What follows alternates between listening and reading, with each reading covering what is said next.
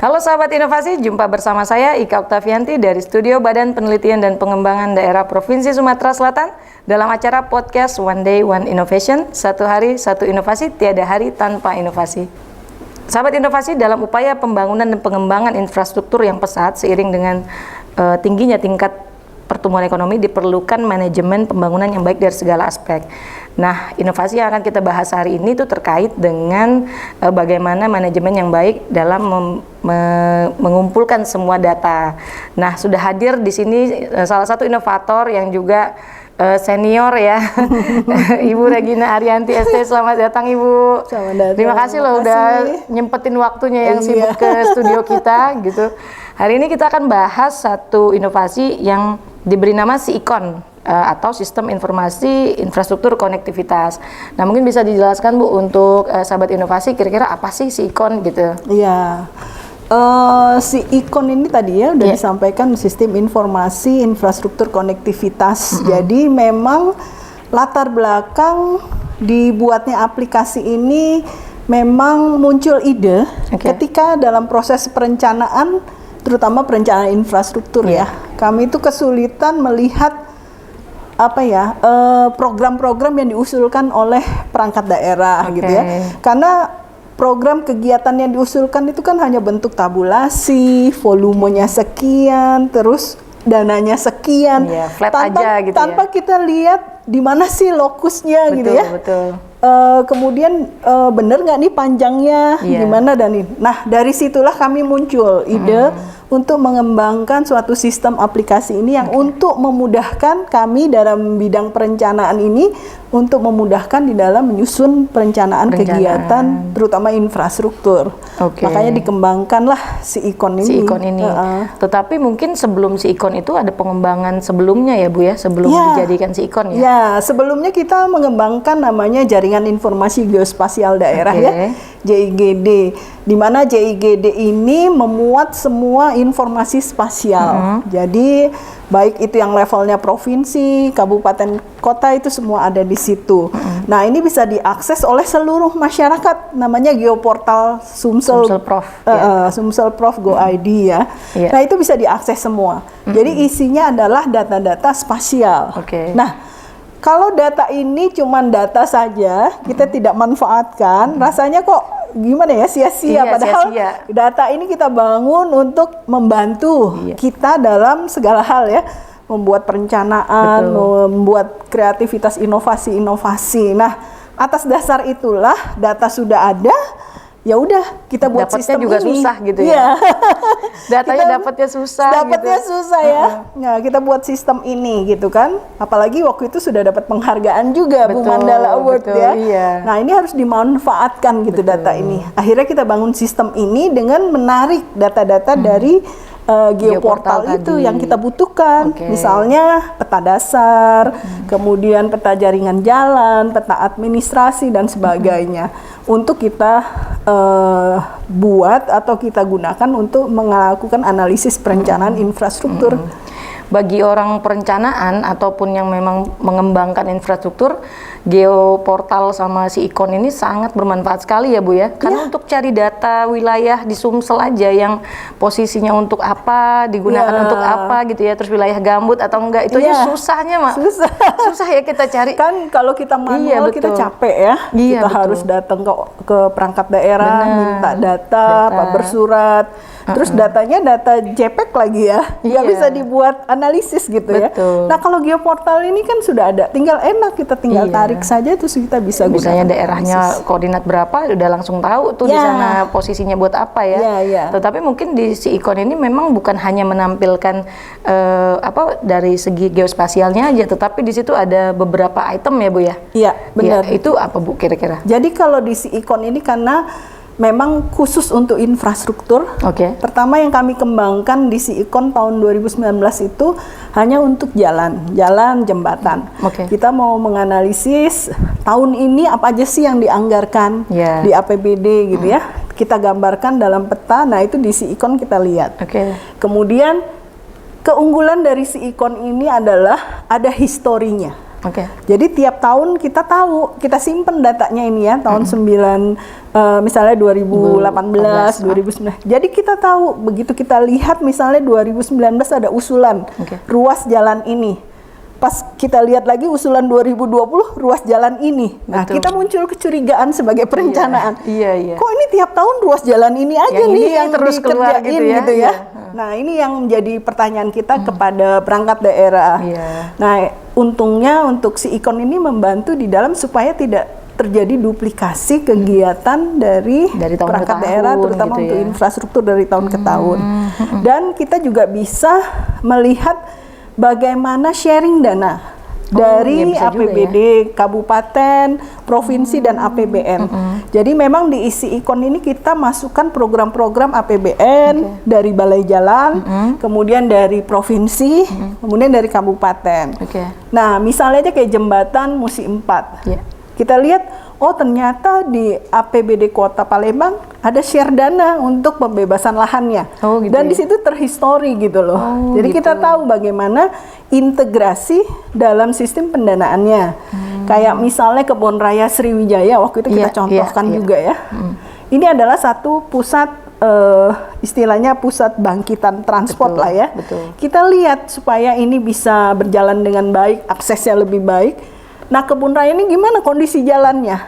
Oh, ternyata jalan aksesnya belum. Masih belum. Nah, ini kita anggarkan. Ternyata PUBM misalnya cuma bisa menganggarkan 5 kilo tahun 2019.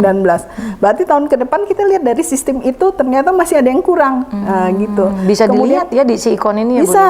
Kemudian kita lihat ruas jalan nasional yang akses ke sana apa ya? Kondisinya gimana?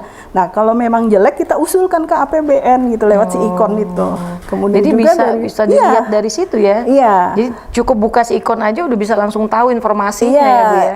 Memang inputnya dari kita juga dari kita cuma kan mempermudah bagi masyarakat yang ingin tahu ya. Bahwa kalau ke lokasi ke Kebun Raya Sriwijaya aksesnya udah bagus apa belum gitu ya, Bu ya. Termasuk itu ya. Terus kalau selain dari manfaatnya buat konektivitas antar wilayah, keunggulannya si Ikon ini apalagi, Bu? Keunggulannya ya tadi ya untuk mempercepat di dalam proses perencanaan untuk pengambilan keputusan ya.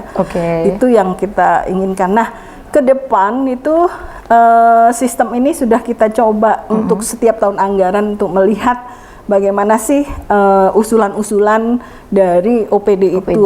Kemudian kita juga lihat mengintegrasikan.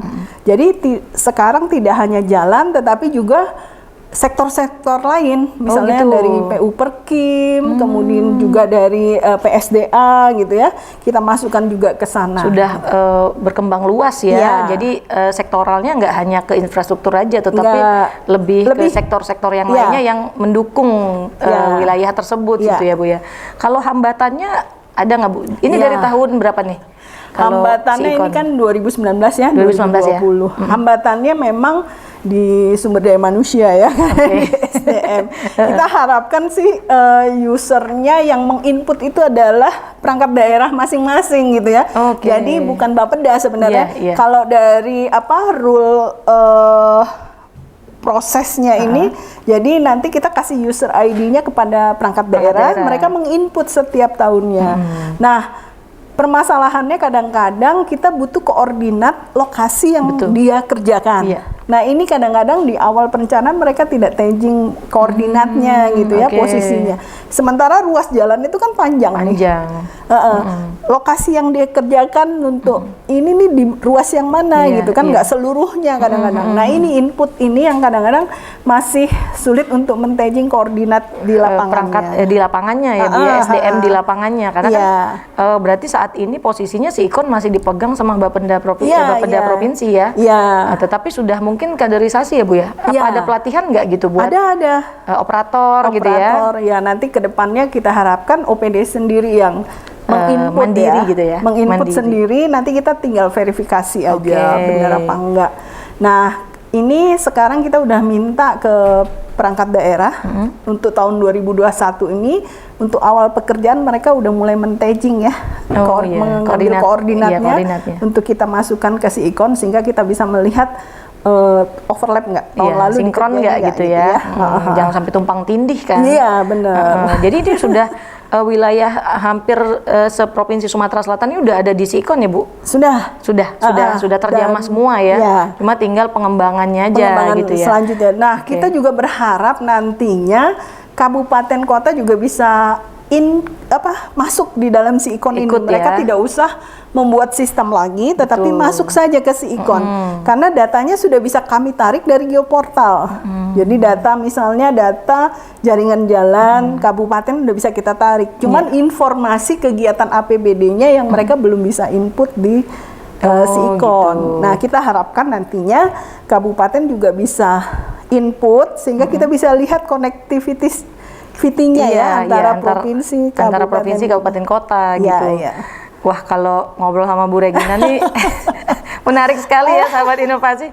Nggak mau berhenti nanya gitu karena memang keingintahuan tentang Sikon ini kegunaannya sangat besar sekali bagi pembangunan suatu daerah ya Bu ya. Nah, diharapkan mungkin kedepannya nanti terintegrasi ya antar kabupaten kota gitu ya. Sekarang pengembangannya tuh dalam posisi apa Bu untuk Sikon?